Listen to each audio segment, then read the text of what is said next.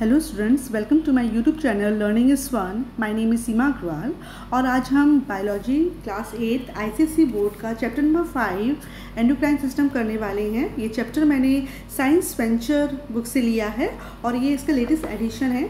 तो आज हम देखते हैं कि इस चैप्टर में हम लोग कौन कौन से टॉपिक कवर करने वाले हैं। जैसे कि आपने पहले भी पढ़ा है कि हमारे ह्यूमन बॉडी में बहुत सारे सिस्टम वर्क करते हैं। डाइजेस्टिव सिस्टम हुआ, सर्कुलेटरी सिस्टम हुआ, एक्सक्रीटरी सिस्टम हुआ। उसी प्रकार से एक और सिस्टम है एंडोक्राइन सिस्टम, उसके बारे में आज डिटेल में हम पढ़ने वाले हैं।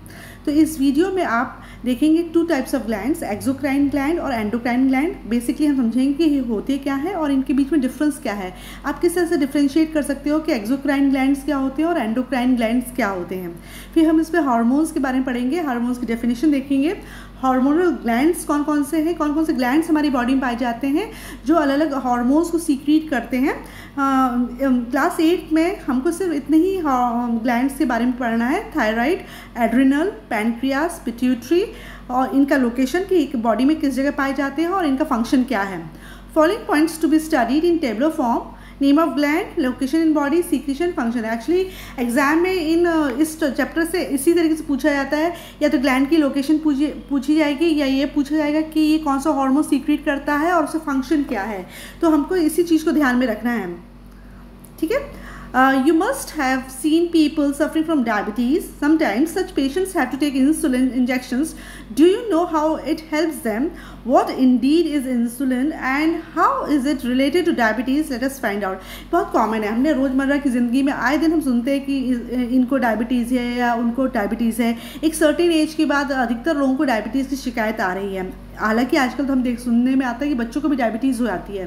तो ये डायबिटीज़ क्या होता है, और बहुत से पेशेंट्स ऐसे हैं जिनकी डायबिटीज़ इतनी ज़्यादा बढ़ जाती है कि उनको इंसुलिन के इंजेक्शंस लेने पड़ते हैं। तो किस तरीके से इंसुलिन के इंजेक्शंस इन डायबिटिक पेशेंट्स को हेल्प करते हैं, डायबिटीज़ होती क्या है और इंसुलिन का क्या रोल है, ठीक है। तो हम इसमें इस चैप्टर में हम यही पढ़ने वाले हैं कि डायबिटीज़ क्या है या इंसुलिन का क्या रोल है और बाकी क्या हार्मोन्स कौन कौन से होते हैं जो हमारी बॉडी को हेल्दी रखने में हेल्प करते हैं, ठीक है। चैप्टर स्टार्ट करने के पहले एक वार्म अप एक्टिविटी है। You must have felt nervous or anxious at least once while giving a stage performance in your school. जब हम छोटे होते हैं और सबसे पहले हम जब अपना स्टेज परफॉर्मेंस करते हैं या ऐसा कोई भी काम करते हैं जो हम पहली बार कर रहे हैं, तो हमको एक एंजाइटी फील होती है ना, हम नर्वस फील करते हैं, डर लगता है, ठीक है ना। Can you describe the feelings and temporary changes in your body? इस कॉलम में आपको अपनी टेम्परेरी फीलिंग्स के बारे में बताना है जो आपने महसूस करी जब आपने कोई भी नया काम किया या बाई चांस आपने फर्स्ट टाइम जब स्टेज परफॉर्मेंस दिया। मोस्टली लोग होते हैं जिनको स्टेज फियर होता है, जो स्टेज परफॉर्मेंस से घबरा जाते हैं। तो उस वक्त वो कैसा फील कर रहे हैं या आपके साथ कभी ऐसा कुछ फील हुआ है तो आपको वो पॉइंट्स, वो आपका एक्सपीरियंस आपको यहाँ पे शेयर करना है। जैसे कि क्या करना है, such as changes in body temperature, breathing, heartbeat, sweating etcetera in such a situation. मतलब क्या आपको ऐसा महसूस हुआ कि आपका बॉडी टेम्परेचर चेंज हो रहा है या ब्रीदिंग में कुछ अंतर आ रहा है, हार्ट बीट तेज हो रही है, पसीना स्वेटिंग ज़्यादा आ रही है। List them all in the space given below. Actually इस एक्टिविटी को करवाने का पर्पस यही है क्योंकि ये जो हमारे बॉडी में चेंजेस होते हैं जब हम नर्वस फील करते हैं या हम एंशियस हो जाते हैं, तब जो हार्मोन्स होते हैं उन्हीं का रोल इसमें रहता है। तो उसी चीज़ को बताने के लिए एक्टिविटी करवा रहे हैं। तो आपको कैसा कैसा फील हुआ, आपकी हार्ट बीट तेज हुई कि लो हुई, ब्रीदिंग रेट कैसा रहा, स्वेटिंग कैसी हुई, टेम्परेचर कैसा रहा, उस सिचुएशन में आपको इसको एक्सप्लेन करना है। तो ये आपके पर्सनल एक्सपीरियंस से रिलेटेड है, तो you can write down your own points, right. All these changes are controlled by a specialized system in your body called the endocrine system. जितने भी इसमें चेंजेस दिखा रहे हैं कि बॉडी टेम्परेचर का बदलना, ब्रीदिंग, हार्ट बीट रेट का चेंज होना, ज़्यादा स्वेटिंग होना या शिवरिंग होना, तो ये सारी जो चीज़ें होती हैं ये एक स्पेशलाइज्ड सिस्टम होता है जो इन चेंजेस को कंट्रोल करता है और उसी सिस्टम का नाम है एंडोक्राइन सिस्टम, ठीक है। तो इस एंडोक्राइन सिस्टम के बारे में हम डिटेल में पढ़ने वाले हैं। The human endocrine system, human beings का एंडोक्राइन सिस्टम कैसे होता है वो हम देखते हैं। The various forms and functions of the human body such as nervousness, excitement, fright, heart rate, breathing rate, sleep wake cycle, hunger, body height, skin color and much more are all controlled by certain chemical substances in our body called hormones. Human body के बहुत सारे forms और बहुत सारे functions, जैसे कि nervous feel करना या बहुत ज़्यादा हो जाना किसी अच्छी चीज़ को देख के, या फ्राइट यानी कि डर महसूस करना, या हार्ट रेट बढ़ जाना, ब्रीदिंग रेट का बढ़ जाना, या हमारी एक स्लीप वेक साइकिल होती है, हम उसी समय पे हमको नींद आ जाती है और अगले दिन हम उतने ही समय पे ऑलमोस्ट हम उठ जाते हैं। अगर कोई हमें नहीं भी उठाएगा ना तो भी हमारी एक स्लीप वेक साइकिल होती है। सपोज करो मैं रोज़ 10 बजे सोती हूँ तो अपने आप से 10 बजे नींद आ जाएगी, और सुबह अगर हम 6 बजे उठते हैं तो अपने आप से आँख हमारी 6 बजे खुल जाती है। तो ये स्लीप वेक साइकिल है। तो हमारे बॉडी में ऐसा क्या सिस्टम है जो इन सब चीज़ों को कंट्रोल और रेगुलेट करता है।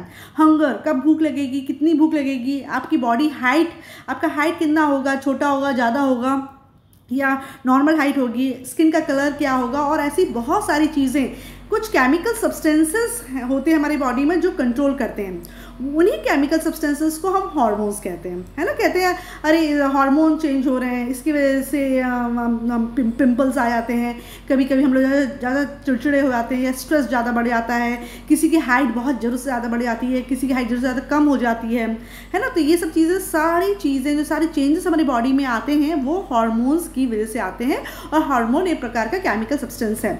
These chemicals are manufactured and secreted by special organs called glands. तो बेसिकली जो ये हार्मोन्स हैं उनको सीक्रेट करने के लिए स्पेशलाइज्ड ऑर्गन्स हमारे बॉडी में होते हैं जिनको हम ग्लैंड्स कहते हैं, right? The integrated network of glands and hormones in the human body together constitute the human endocrine system. तो human endocrine system के दो important components हैं, एक glands और दूसरा hormones. तो endocrine system किससे मिलके बनता है? glands से और उनके हार्मोन्स से। तो हमारी ग्लैंड्स क्या है? हमारी बॉडी के अंदर वो स्पेशलाइज्ड ऑर्गन्स हैं ग्लैंड्स जो कि हार्मोन सीक्रेट करते हैं, और ये दोनों टुगेदर बनाते हैं endocrine system. Let us first understand the glands which make up this system. तो हम देखते हैं कि इस क्लास में हमारे पास कौन कौन से मेन ग्लैंड्स हैं जो हमको पढ़ना है। ये अभी आपका 8th स्टैंडर्ड का चैप्टर है, इसलिए इसमें सारे ग्लैंड्स कवर नहीं किए हैं, सिर्फ कुछ इंपॉर्टेंट ग्लैंड्स इन्होंने बताए हैं। तो कितने ग्लैंड्स को पढ़ने के पहले हम एक डिफरेंस देखेंगे कि दो एंडोक्राइन ग्लैंड्स और एक्सोक्राइन ग्लैंड्स क्या होते हैं। ग्लैंड्स जो होते हैं वो दो प्रकार के हो सकते हैं, एंडोक्राइन और एक्सोक्राइन। तो क्या डिफरेंस होता है इन दोनों में वो हम देखते हैं। Endocrine gland, the endocrine glands are the glands which secrete the chemical substances directly into the blood stream। देखो एंडोक्राइन ग्लैंड्स वो ग्लैंड्स होते हैं जो अपना जो भी केमिकल सब्सटेंस उन्होंने सीक्रेट किया है, सीक्रेट का मतलब होता है बनाया है। ग्लैंड्स, एंडोक्राइन ग्लैंड्स वो ग्लैंड्स होते हैं जिन्होंने अपना जो केमिकल सब्सटेंस बनाया है उसको डायरेक्टली ब्लड स्ट्रीम में छोड़ दिया। आपको पता है ना, हमारी जो ब्लड वेसल्स होती हैं पूरी बॉडी में जाल की तरह फैली हुई हैं, हर ऑर्गन को, हर ग्लैंड्स को, हर जगह उसको उन्होंने कवर कर रखा है, ठीक है। तो जो एंडोक्राइन ग्लैंड्स होते हैं उन्होंने जो भी केमिकल सब्सटेंस बनाया वो डायरेक्टली वो अपना वो केमिकल सब्सटेंस जैसे रेडी होता है वो उस ब्लड स्ट्रीम में छोड़ देते हैं।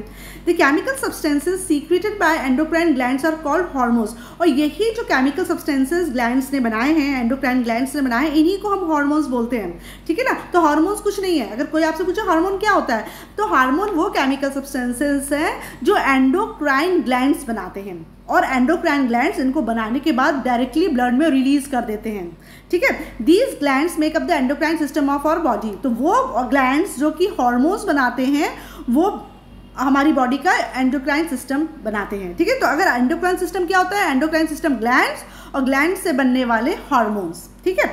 दे do not have any ducts और tubes to carry their secretions. Actually क्या होता है कि इन ग्लैंड से कोई भी ट्यूब्स या डक्ट्स नहीं निकली होती, कोई भी वेसल नहीं निकला होता जो इनके सीक्रेशन को यहाँ से वहाँ ले जाए। तो इसलिए क्या होता है, जो इन ग्लैंड्स को कवर करने वाले जो ब्लड वेसल्स होते हैं, जो जाल बिछा रहता है ब्लड वेसल्स का, वो जैसे कुछ बनाता है ग्लैंड, जैसे हार्मोन सीक्रेट करता है, डायरेक्टली उस ब्लड में वो डाल देता है, तो ब्लड उसको एब्जॉर्ब कर लेता है। फिर पूरी बॉडी में, आपको पता है कि blood is a circulatory medium, पूरी बॉडी में जब ब्लड जाता है तो जिस हिस्से में उस हार्मोन्स की ज़रूरत होती है वो हार्मोन्स उस हिस्से में जाके एक्टिवेट हो जाता है और अपना काम करता है। हार्मोन्स बहुत स्पेसिफिक होते हैं, उनका जिस हार्मोन का जो काम होता है वो वही करेगा, उसके अलावा वो और बाकी जगह इनएक्टिव रहता है। इसलिए हमारी बॉडी को बहुत अच्छे से पता है कि कौन सा हार्मोन को किस जगह पे एक्टिवेट करना है और उसको क्या काम करना है, ठीक है। बस ब्लड का काम क्या है कि अगर ग्लैंड ने हार्मोन सीक्रेट कर दिया है तो वो ब्लड उसको ले लेगा, एब्जॉर्ब कर लेगा, और पूरी बॉडी में जब वो सर्कुलेट करता है तो बॉडी के जिस हिस्से को उस हार्मोन की ज़रूरत होती है उस हिस्से में वो हार्मोन्स को दे देता है और हार्मोन्स एक्टिवेट होकर अपना काम कर देता है, right. So hormones are very specific, उनको कोई कन्फ्यूजन नहीं होता है। ऐसा नहीं होता है कि हार्मोन्स रिलीज हो गया वो कहीं का कहीं कुछ काम करे। ऐसा नहीं होता, वो बहुत स्पेसिफिक होते हैं, जो उनकी लोकेशन होती है जहाँ उनको वो फंक्शन करना होता है वहीं वो चीज़ करते हैं, right. So they are also known as ductless gland. तो एंडोक्राइन ग्लैंड जो होते हैं उनको हमने डक्टलेस ग्लैंड कहा है। डक्ट मतलब होता है ट्यूब, हमने पढ़ा ना कि एंडोक्राइन ग्लैंड में कोई भी डक्ट्स या ट्यूब्स नहीं होते हैं। तो अगर डक्ट्स नहीं है तो उसका मतलब क्या हो, डक्ट लेस। तो एंडोक्राइन ग्लैंड्स को हम डक्ट लेस कहते हैं, मतलब विदाउट एनी डक्ट्स।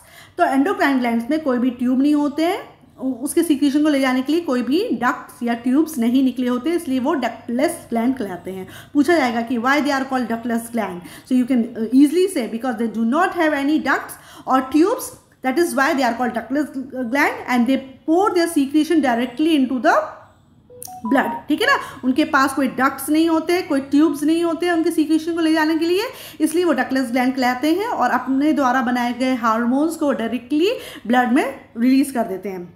कुछ एग्जाम्पल्स इन्होंने दिए एंडोक्राइन ग्लैंड्स के, for example pituitary gland, thyroid gland, adrenal gland, ये 2-3 इन्होंने एग्जाम्पल दिए हैं, ठीक है। इसके पहले हम एक छोटी सी इन्फॉर्मेशन पढ़ते हैं। The term hormone is derived from the Greek word hormaein which means to set in motion और टू स्पर ऑन।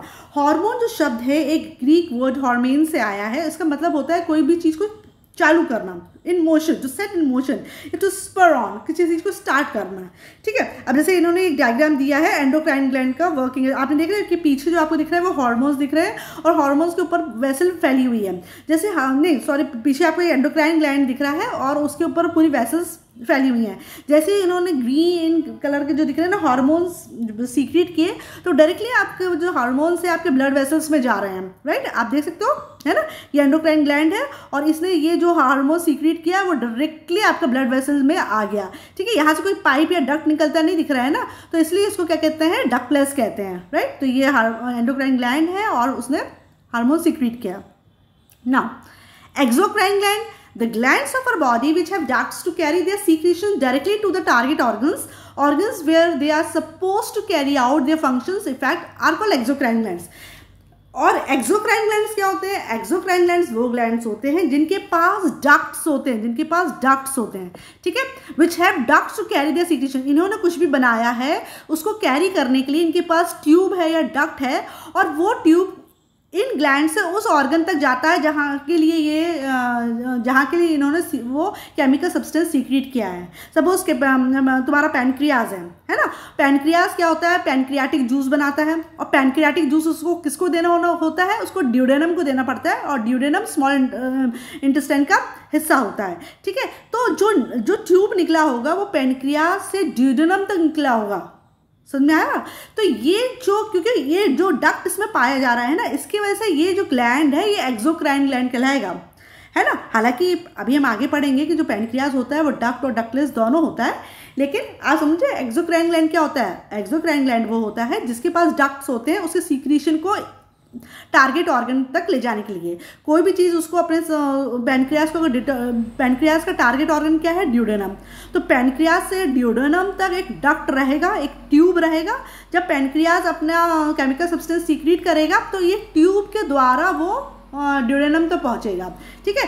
तब तो ये क्या कहलाएगा, एक्सोक्राइन। यहाँ पे ये अपना सीक्रेशन डायरेक्टली ब्लड में नहीं छोड़ रहा है, ये अपना सीक्रेशन अपने डक्ट में दे रहा है और वही डक्ट इसको लेके जा रहा है हम कहाँ तक, अपने टारगेट ऑर्गन तक, ठीक है। हम फिर से देखते हैं इस डेफिनेशन को। The glands of our body which have ducts to carry their secretions directly to the target organs where they are supposed to carry out their function or effect are called exocrine glands। Figure 5.2 में आप देखिए इन्होंने exocrine gland दिखाया है, ठीक है ना। Exocrine gland में आप देख रहे हो कि ये एक्सोक्राइन ग्लैंड है और उसमें से ये सीक्रेशंस बन रहे हैं और ये आपको डक्ट दिख रही है, जो ये डक्ट जो है ये लेके जाती है सीक्रेशन को, right.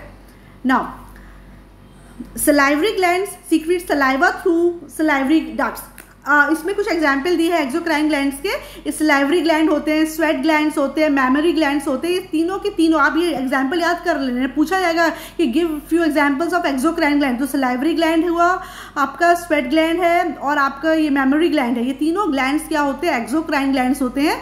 Salivary gland saliva secret करता है और ये सलाइवरी डक्ट्स के द्वारा, सलाइवा क्या होता है, जो थूक बनता है हमारे मुंह के अंदर उसको सलाइवा कहते हैं। उसको सलाइवा जो थूक बनने के लिए ग्लैंड होता है जिसको हम सलाइवरी ग्लैंड कहते हैं। जब सलाइवरी ग्लैंड सलाइवा बनाता है तो वो सलाइवरी ग्लैंड से कुछ डक्ट्स निकले रहते हैं जो कि हमारे माउथ के अंदर, इंटरनल कैविटी के अंदर वो सलाइवा को रिलीज कर देते हैं, छोड़ देते हैं, ठीक है। उसी तरह जो पसीना आता है, स्वेट ग्लैंड्स क्या होता है, जो पसीना बनाते हैं, स्वेट मतलब हुआ पसीना, जो ग्लैंड्स पसीना बनाते हैं उसे स्वेट ग्लैंड्स कहते हैं। और इनको इसका स्वेट सीक्रेट करने के लिए भी स्वेट ग्लैंड से डक्ट्स निकले रहते हैं, जो कि जैसे हम आर्म पिट में हमें पसीना आता है या हमारे फॉरहेड पे आया या नोज में आया, है ना, तो ये सारे यहाँ पे सारे जगह स्वेट ग्लैंड्स फैले रहते हैं और उनमें स्वेट डक्ट्स निकले रहते हैं और जिस जगह पर वो स्वेटिंग आनी होती है वहाँ पर वो जाकर स्वेट रिलीज कर देते हैं। उसी तरीके से मैमरी ग्लैंड्स होते हैं जो सीक्रेट मिल्क, फीमेल की बॉडी में मैमरी ग्लैंड्स पाए जाते हैं। जब उनका न्यूबॉर्न बेबी होता है, उनको फीड करना होता है, ब्रेस्ट फीड देना पड़ता है, दूध पिलाना पड़ता है बच्चे को, तो वो जो दूध बनता है वो भी मैमरी ग्लैंड से बनता है और मैमरी ग्लैंड्स कहलाता है ये। और इसको ये भी एक प्रकार का एक्सोक्राइन ग्लैंड है, ठीक है। मिल्क ग्लैंड में, मैमरी ग्लैंड में मिल्क बना, वहाँ से डक्ट निकला होगा और फिर वो अपनी लोकेशन पहुँचता है जहाँ से मिल्क सीक्रेट होता है, राइट। नाउ सो आपको इन तीनों का एग्जाम्पल याद रखना है, salivary gland, sweat glands and mammary glands का। These glands do not form part of the endocrine system. अब देखो, एक्सोक्राइन ग्लैंड एंडोक्राइन सिस्टम का हिस्सा नहीं है भाई। अगर आपसे एंडोक्राइन सिस्टम पूछा जाएगा तो एंडोक्राइन सिस्टम सिर्फ एंडोक्राइन ग्लैंड्स और प्लस हार्मोन से मिलकर बनता है। एक्सोक्राइन ग्लैंड का अपना अलग ही फंक्शन है। आप देख रहे हो, हमने 3 एग्जांपल देखे, इनका अलग अलग फंक्शन है। जैसे सलाइवरी ग्लैंड तो हमको डाइजेशन में हेल्प करता है, मैमरी ग्लैंड जो होता है ब्रेस्ट फीडिंग में हेल्प करता है, और जो स्वेट ग्लैंड होता है तो हम कभी भी कोई भी स्ट्रेनस एक्सरसाइज करते हैं, कोई भी ऐसा फिजिकल वर्क करते हैं जिसमें हम टायर्ड हो जाते हैं, हमारी बॉडी वार्म अप हो जाती है, तो एक्स्ट्रा हीट को रिलीज करने के लिए स्वेटिंग हमको होती है, तो स्वेट ग्लैंड्स वहाँ वर्क करते हैं। तो ये जो एक्सोक्राइन ग्लैंड्स हैं इनका कोई लेना देना नहीं है एंडोक्राइन सिस्टम से। एंडोक्राइन सिस्टम में 2 ही चीज़ आएंगी, एंडोक्राइन ग्लैंड्स और उनसे बनने वाले hormones, okay. These glands do not form part of the endocrine system. Table 5.1 summarizes the difference between the endocrine and exocrine glands. हम सबसे पहले इसका डिफरेंसेस देख लेते हैं, फिर हम ये वाला बॉक्स लर्निंग बियॉन्ड पढ़ते हैं, ठीक है। अब एंडोक्राइन ग्लैंड्स और एक्सोक्राइन ग्लैंड में क्या डिफरेंस है ये याद कर लेना, एग्जाम में पूछ सकते हैं। Endocrine glands they secret chemicals into the blood stream. हमने पढ़ा कि एंडोक्राइन ग्लैंड्स जो भी केमिकल्स बनाते हैं वो डायरेक्टली ब्लड स्ट्रीम में छोड़ देते हैं। इनके पास कोई डक्ट नहीं होती है कि यहाँ से वहाँ ले जाने के लिए कोई ट्यूब नहीं निकला रहता है।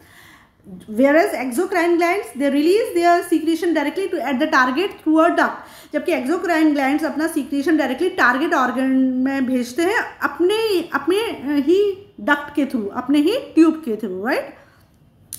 Now endocrine glands they secrete hormones, जबकि ये जो होते हैं exocrine glands they secrete enzymes। तो ये हार्मोन्स बनाते हैं और ये एंजाइम्स बनाते हैं। Next, the target in endocrine glands the target organ is located away from the gland। देखो टारगेट ऑर्गन है जो तुम्हारा ग्लैंड से दूर है, आपका ग्लैंड कहीं है, आपका जो उसको एक्शन करना है वो बॉडी के किसी और हिस्से में होता है ना। तो ये इसका लोकेशन पास नहीं होता है। लेकिन जब तुम एक्सोक्राइन ग्लैंड देखते हो तो target organ is located very close to the gland. जैसे आपका पैनक्रियास और ड्यूडेनम, आपको पता है पैनक्रियास को पैनक्रियाटिक जूस बनाना है और ड्यूडेनम को भेजना है, तो पैनक्रियास और ड्यूडेनम दोनों आसपास ही पाए जाते हैं, ये दूर नहीं होते हैं। तो एक्सोक्राइन ग्लैंड्स में जो टारगेट ऑर्गन होता है और जो ग्लैंड होता है वो पास होता है, जबकि हमारे जो एंडोक्राइन ग्लैंड्स होते हैं उसमें जो टारगेट ऑर्गन होता है और उसका जो ग्लैंड होता है वो दूर हो सकते हैं। Fourth, the response time in endocrine glands, the response time of the target organ is delayed since the hormones are transported through the blood। जाहिर सी बात है कि जो तुम्हारा एंडोक्राइन ग्लैंड्स है उसका जो रिस्पॉन्स टाइम होता है वो थोड़ा स्लो होता है एक्सोक्राइन ग्लैंड्स के कंपैरिजन में। ऐसा क्यों होता है? क्योंकि आपको पता है कि भाई एंडोक्राइन ग्लैंड्स के पास अपने तो कोई डक्ट या ट्यूब है नहीं सीक्रेशन ले जाने के लिए, तो वो तो भाई ब्लड को दे देगा। अब ब्लड जब सर्कुलेट होते होते उस हिस्से पे टारगेट ऑर्गन के पास पहुंचेगा जहां पर उसको काम करना है, तभी जाके ना वो एक्टिवेट होगा। तो इसलिए इसका रिस्पॉन्स टाइम कम है, क्योंकि ग्लैंड कहीं है, उसका टारगेट ऑर्गन दूसरी जगह पर है और उसको ले जाने वाला ब्लड है। तो जब ब्लड उस टारगेट ऑर्गन पे पहुंचता है तभी जाके आपका वो हार्मोन्स एक्टिव होता है और अपना वर्क करता है। इसलिए एंडोक्राइन ग्लैंड्स के केस में जो रिस्पॉन्स टाइम होता है वो थोड़ा सा डिले हो जाता है, थोड़ा टाइम ले लेता है वो। जबकि जब एक्सोक्राइन हम पढ़ते हैं तो the response time is rapid since the enzymes are directly transported to the target organs। जो एक्सोक्राइन ग्लैंड्स होते हैं उसमें रिस्पॉन्स टाइम बहुत ही रैपिड होता है, फटाफट होता है, क्योंकि जो एंजाइम्स होते हैं उनको डायरेक्टली टारगेट ऑर्गन्स के पास उन्हीं के डक्ट ले जाते हैं। और तुम्हें पता है डक्ट भी पास में है, तुम्हारा ग्लैंड भी पास में है और वो भी पास में है, टारगेट ऑर्गन भी पास में और ग्लैंड भी पास में, और उनके खुद की डक्ट है तो वो फटाफट पहुंचा देते हैं। तो कहने का मतलब ये है कि एंडोक्राइन ग्लैंड्स में जो रिस्पॉन्स टाइम होता है वो थोड़ा लंबा होता है, वो डिले हो जाता है। जबकि एक्सोक्राइन ग्लैंड्स में जो रिस्पॉन्स टाइम है वो रैपिड होता है, मतलब फटाफट उनका काम हो जाता है। यहाँ उन्होंने केमिकल सब्सटेंस बनाया और अपने डक्ट के थ्रू तुरंत वो अपने टारगेट ऑर्गन्स पे अपना केमिकल सब्सटेंस पहुंचा देते हैं। ठीक है, तो ये 4 डिफरेंसेस हैं, तो इनको याद कर लेना, ये एग्जाम में पूछ सकते हैं। ठीक है, इसके अलावा इन्होंने एक एडिशनल इन्फॉर्मेशन दी है, जो बॉक्स देखिए आप लर्निंग बियॉन्ड में। Pancreas is an organ which functions both as an endocrine and exocrine gland. देखो पैनक्रियास जो होता है हमारी बॉडी में वो एक ऐसा ऑर्गन है जो एंडोक्राइन भी है और एक्सोक्राइन भी है। याद रखो, पैनक्रियास का एग्जाम्पल हम एंडोक्राइन ग्लैंड में भी देते हैं और एक्सोक्राइन ग्लैंड में भी देते हैं, इसलिए it can be called as mixocrine. इसलिए पैनक्रियास को हम मिक्सोक्राइन कहते हैं। क्यों मिक्सोक्राइन क्यों कहते हैं? क्योंकि ये एंडोक्राइन ग्लैंड भी है और एक्सोक्राइन ग्लैंड भी, तो दोनों ग्लैंड्स मिक्स हो गए ना, इसलिए इसको मिक्सोक्राइन ग्लैंड भी कहते हैं। ये आपको ऑब्जेक्टिव में पूछ लिया जाएगा कि मिक्सोक्राइन ग्लैंड कौन सा, give example of mixocrine gland. तो you can say pancreas, because pancreas is both endocrine as well as exocrine. अब कैसे होता है ये हम बता रहे हैं। The digestive enzymes secreted by it are released into the duodenum part of the small intestine through the pancreatic duct। अभी मैंने आपको बताया ना कि पैनक्रियास जो होता है वो डाइजेशन में हेल्प करता है, मतलब वो डाइजेस्टिव एंजाइम्स बनाता है। जब वो डाइजेस्टिव एंजाइम बनाता है तो पैनक्रियास को अपना ये एंजाइम जो उसने बनाया है उसको स्मॉल इंटेस्टाइन के ड्यूडेनम तक पहुंचाना पड़ता है। तो पैनक्रियास से एक नली, एक डक्ट निकली रहती है जो कि ड्यूडेनम में अटैच रहती है। तो इस केस में पैनक्रियास ने जो पैनक्रियाटिक जूस बनाया वो उसने अपनी डक्ट के द्वारा ड्यूडेनम तक पहुंचा दिया। तो अभी अपनी डक्ट का इस्तेमाल कर रहा है ना वो पैनक्रियाटिक जूस को पहुंचाने में, इसलिए इस वक्त पैनक्रियास जो है एक्सोक्राइन फंक्शन कर रहा है। लेकिन तुम्हें पता है कि डाइजेस्टिव जूसेस के अलावा पैनक्रियास हार्मोन्स भी सीक्रेट करते हैं। और कौन से 2 हार्मोन सीक्रेट करते हैं पैनक्रियास? इंसुलिन करते हैं और ग्लूकागॉन। जब पैनक्रियास हार्मोन सीक्रेट करते हैं तो then they are secreted by it are directly released into the bloodstream, तो एंडोक्राइन फंक्शन होगा। तो जब पैनक्रियास हार्मोन सीक्रेट करते हैं तो वो डायरेक्टली ब्लड स्ट्रीम में वो रिलीज करते हैं। तब ये हार्मोन्स को ले जाने के लिए कोई डक्ट इनके पास नहीं होती है। ये हार्मोन्स इन्होंने बनाए, इन्होंने इंसुलिन बनाया और ग्लूकागॉन बनाया, ये डायरेक्टली ब्लड स्ट्रीम में चले जाएंगे। अब ब्लड जब उस टारगेट ऑर्गन तक पहुंचेगा सर्कुलेट होते होते, तब जाके ये दोनों एक्टिवेट होंगे और अपना काम करेंगे। ठीक है, तो आपने देखा ना कि at a time pancreas can be endocrine as well as exocrine. जब डाइजेस्टिव फंक्शन कर रहा है तो पैनक्रियास एक एक्सोक्राइन ग्लैंड की तरह बिहेव कर रहा है, और जब वो हार्मोन्स रिलीज कर रहा है इंसुलिन और ग्लूकागॉन तब वो एंडोक्राइन की तरह बिहेव कर रहा है। ठीक है, तो ये डिफरेंसेस हमने देख लिए। अब हम इसको नेक्स्ट पेज